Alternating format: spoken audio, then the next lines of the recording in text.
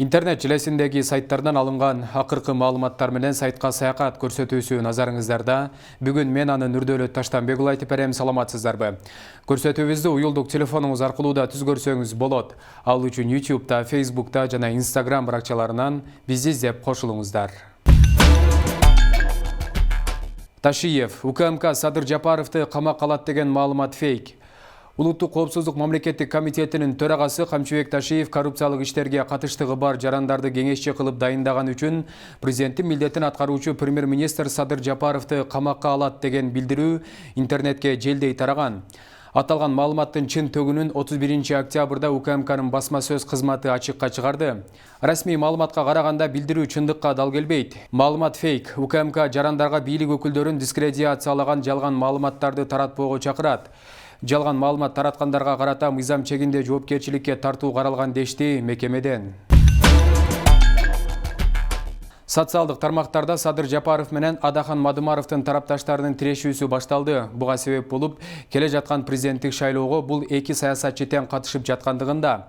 Акыркы убактарда саясий күчтөрдүн социалдык тармактарда бири-бири менен тирешүүсү байма-бай болуп калды. Садыр Жапаров менен Адахан Мадымаровдун тарапташтары бул жолу кызуу тирешке өтүшкөнү байкалат. Маңкурт, зомби деген сөздөрдөн тартып, ата жотосуна чейин ыплас сөзгө алгандар да жок эмес. Дордойдун сатуучулары өкмөт үйүнө күч менен кирүүгө аракет жасашты. Өкмөт үйүнүн алдында Дордой базарынын сатуучулары митингге чыгышты. Наразычылык акциясындагылар иши таптакыр жүрүшпөй жатканын айтып, Кыргыз-Кытай чек арасындагы Торугарт өткөрүү пунктундагы товарларды өткөрүп берүүнү талап кылышууда. Топтошкон митингчилер өкмөт үйүнүн алдына келип, имараттын ичине күч менен кирүүгө аракет жасашты. Алар чыксын деп кыйкырып жатышты. Белгилей кетсек, Бишкекте 5 митинг өттү. Алар Түндүк электр ишканасынын директорлор кеңеши компаниясынын жетекчилигине Улан Астаркуловдун дайындалганына нааразы болгондор, аны колдогондор. Кыргыз-Кытай чек арасына жүктү өткөрүү көйгөйү жанына баткандар. Дордой базардын сатуучулары жана саясий куугунтукка каршы болгон айымдар кыймылынын акциясы. Улукбек Кочкоровго кылмыш иши козголду. Бул тууралуу жактоочу Бакыт Жумашев билдирди. Анын айтымында Улукбек Кочкоров суракка келбей жатыптыр. Мурдагы социалдык өнүктүрүү министри өзүнүн кызмат абалынан кыянат пайдалангандыгы үчүн милиция кылмыш ишин козгогон. Себеби ал Бишкектеги карылар үйүнүн директору Эркүнгүл Абдылдаеваны мыйзамсыз жумуштан кетирген. Министрдин аракети соттун 3 инстанциясы тарабынан тең мыйзамсыз деп табылган.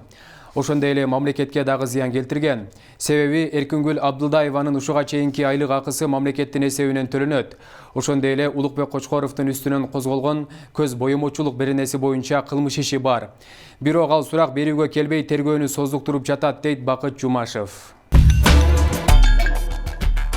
Сооронбай Жээнбеков кимдерге капа жана кимге ыраазы?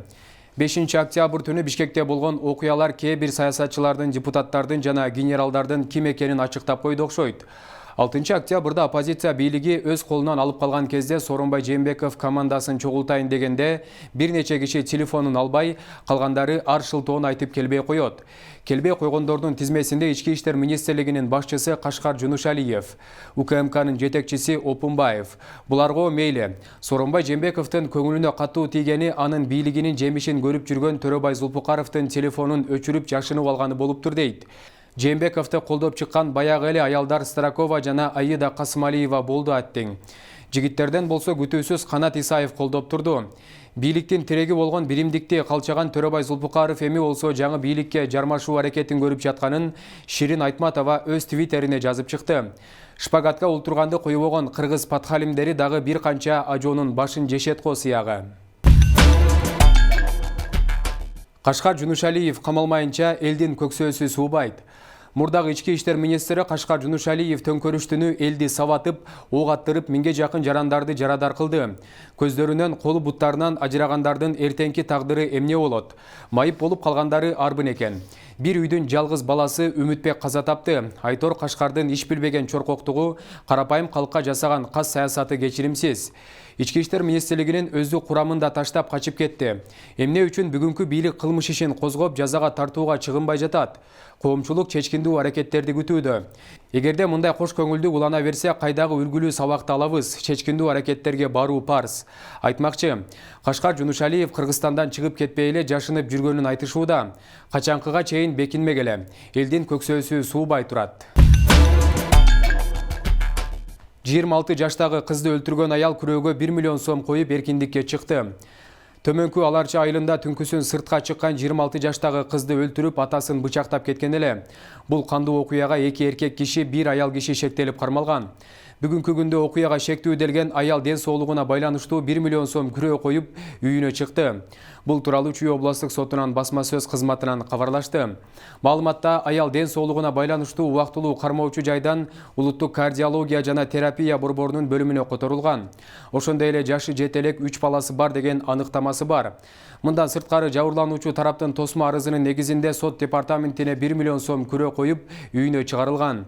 Ал эми калган 2 шектүү убактылуу кармоочу жайда тергөө иштери улантылып жатканын кошумчалашты. Өмүрбек Текебаев президенттик шайлоодо шансымас, катышпай калышы мүмкүн. Коомчулукта Ата Мекен партиясынын лидери Өмүрбек Текебаевди президенттик шайлоого катышат деп айтып келишет. Калк айтса калп айтпайт демекчи, бул маалыматтын чын бышыгын өзү New TV телеканалына берген маегинде ачыктаган. Анда саясатчы президенттик шайлоодо жеңишке жетпей турганына көзү жетип катышпай калышы толук мүмкүн экенин айткан. Журналисттин суроосуна саясатчы: "Менин жеке баамында шансымас, шанс аз болгондон кийин жөн эле көрүнүп коеюн деп эле катыша тургандай, мен жаш саясатчы эмесмин. Ошон үчүн ачык айта албайм, бирок катышпай калышы мүмкүн" деп жооп берген. Демек президенттик шайлоодон азыртадан эле баш тартып, эс алууга даярданып жаткандай. Грузияда шайлоонун жыйынтыктарына нааразы болгон оппозиция өкүлдөрү митингге чыкты. Тбилисиде оппозициянын тарапташтары 31 октябрда өткөн парламенттик шайлоонун алгачкы жыйынтыктарына нааразычылыктарын билдирип, митингге чыгышты. Митингдин жүрүшүндө оппозициялык Бирдиктүү улуттук кыймыл күч биримдикте партиясынын лидери Саломе Самадашвили башкаруучу Грузин кыялы партиясы шайлоочулардын добуштарын сатып алганы боюнча далилдерди дипломатиялык миссиялардын жетекчилерине көрсөтүүгө ниеттенип жатканын билдирди. Европадагы коопсуздук жана кызматташтык уюмунун байкоочулары жалпысынан Грузиядагы шайлоого оң баасым берип, бирок өнөктүк маалында мамлекет менен башкаруучу партияны аралаштырууга жол берилип, шайлоо кампаниясын каржылоонун принциптери жетиштүү деңгээлде көзөмөлдөнбөгөнүн белгилешти. Бюллетендердин дээрлик 90% ашыгы саналып бүткөндөн кийин Грузия кыялы шайлоочулардын 48%-на ээ болду.